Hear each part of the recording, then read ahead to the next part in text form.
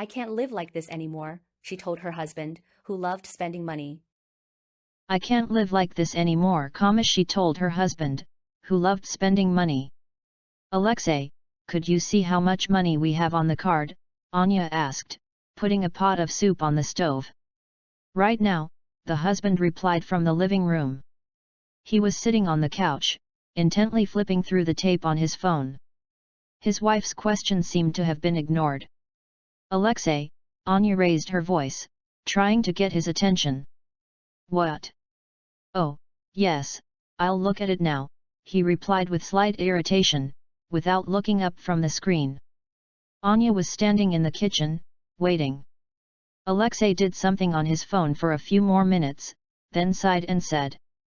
There's still, on the map. 6,000.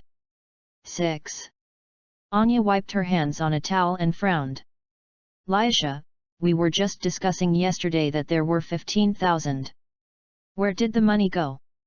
Well, I spent it on various small things. You know everything is expensive now.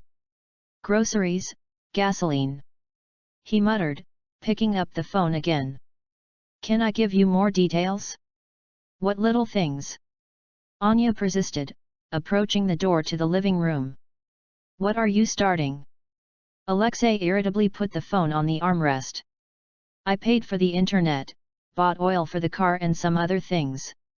What something? She crossed her arms over her chest, staring at him intently. Anya, you're like an accountant. Do you want to check my every check? Are you sure you shouldn't? What is it? She asked coldly. Tension hung in the air. Okay, let's talk about it tonight, Alexei finally said, picking up the phone again.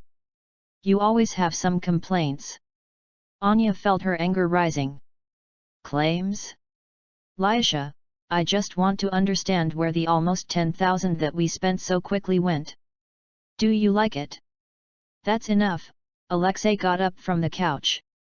Am I the only one spending money here? You go to the store too. I keep all the checks, if you're interested. And here you are. Should I give you a report? Alexei raised his voice. Lyasha, we're a family. We have a common budget, and I want to know what's going on with our money.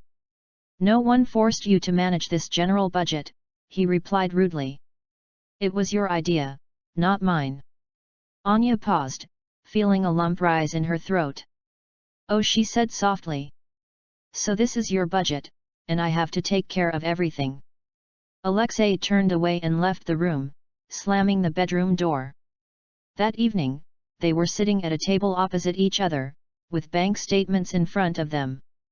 Anya carefully studied the numbers, trying to find the reason for the lack of money. Here, she said, pointing to one of the lines. Food delivery for 1,500. What is this? Well, I was late at work, so I decided to order dinner, Alexei replied uncertainly. Lush, why didn't you tell me? And why? We're not starving, are we? That's not the point. Anya exclaimed. I just want you to at least warn me. We can't afford such expenses if we want to save up for repairs. Oh my god, it's only 1,500. Okay, but this. A subscription to an online movie theater?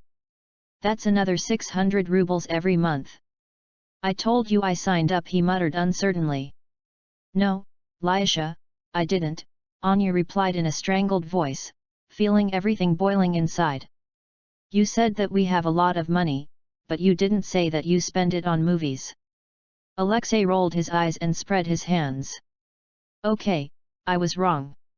Do you want me to cancel this subscription? I want you to learn to think before you spend the money that we plan to use for common needs, she said decisively. He sighed heavily and turned back to his phone. The next day, Anya woke up earlier than usual. Alexei was still asleep, and she was sitting in the kitchen with a cup of coffee, thinking about yesterday's conversation. She understood that the problem was deeper than just bad purchases. Her phone vibrated. A notification from the bank had arrived. She opened the message and saw that the money had been debited from the card again. This time the amount was small, only 200 rubles, but it still made her frown.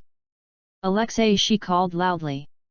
A few seconds later, he appeared in the doorway, disheveled, in his pajamas. What? What's that? Anya showed him the phone screen. He took a quick look at the message. Oh, I added money to the phone. There wasn't enough money to pay for the internet. You said yesterday that you paid for everything, she reminded him. Anya, enough with this control. He snapped irritably. Is it some pennies that you're starting again? She felt the tension building inside her. Laisha, do you understand that this is not about pennies? It's about trust. Trust. He chuckled, but his laugh was forced. Come on, did I steal those 200 rubles from you? And if he had stolen it? Would you say? His face twitched, but he quickly pulled himself together. Are you serious? Anya didn't answer, just stared at him intently. In the evening, she checked the card statement again and found another charge, 1,000 rubles. Laisha, what kind of translation is this? What is it? She asked, pointing at the phone. Anya, please leave me alone, he muttered wearily. No, Lesh, I won't leave you alone. It's my money. Ours, he corrected, but his voice sounded uncertain. Okay, ours. So where did the 1,000 go? He hesitated, and then answered. I paid a debt to a friend. A debt? What other debt? Anya, can you just accept it and not ask questions? She was silent for a long time, and then she said. Laisha, I can't live like this anymore. He looked at her in surprise. What do you mean? I can't be with a man who hides how he manages our finances. His face tightened. Are you serious? Do you want to break up because of the money? It's not about money, Laisha. The thing is, I can't trust you anymore. Alexei silently closed the bedroom door. Anya remained in the kitchen, leaning on the table. There was only one thought throbbing in her head, I can't live this lie anymore.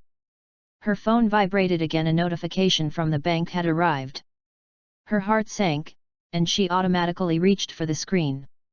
This time the amount was much more, 3,000 rubles. Anya, without hesitation, rushed to the bedroom door. Laisha, explain where the money goes? She entered the room, not trying to hide her anger. That's enough, Anya, he said, sitting on the bed with the phone in his hands. I've already explained everything to you.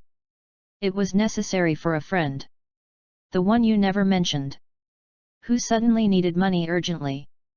Her voice was full of sarcasm. Laisha, I want to know the truth. Alexei irritably put the phone on the bedside table. Good. What is it? He exclaimed. I took the money to, well, just buy something for myself. Buy what? Anya frowned, feeling that his explanation didn't look convincing. It doesn't matter. This is my business. Why should I tell you everything? He jumped out of bed, trying to get the situation under control. Because it's our money, Alexei. We plan to spend it on repairs, not on your no matter what. Anya clenched her fists, trying to contain her emotions. Repairs, repairs, he rolled his eyes. I don't care about this repair, to be honest. These words made Anya lose her temper. So you didn't listen to my opinion.